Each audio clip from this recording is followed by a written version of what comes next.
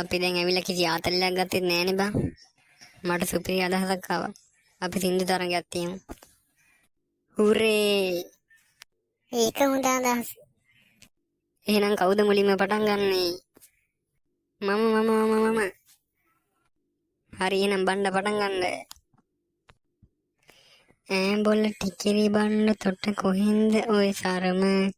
ඈඹොල්ල සුමන පාල තොට මොකටද ඒක? නෑ මේ නිකන් ඇහුවේ ජින්ජියටත් එක්ක. අනේ ඵලයන් පාලය අරගෙන මගේ සරම. ඒකේ කිසි තේරුමක් නෑනේ බණ්ඩෝ. එහෙනම් ඊළඟට අපි චුට්ටක සින්දුව පටන් ගන්න. හරි. ඕන් එහෙනම් මං කියනවා. උඹලා ඔක්කොටම හැදෙන්නම රැපක් කියන්න. ඉස් වචන නම් කොල්ලද දන්න එපා.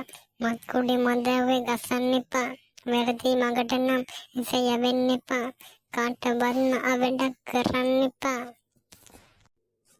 සමාජයේ විසකුරු දැනගනි හොඳට. බලපන් යන්නට නිවැරදි මඟට.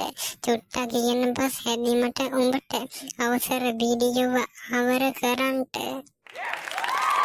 Yeah.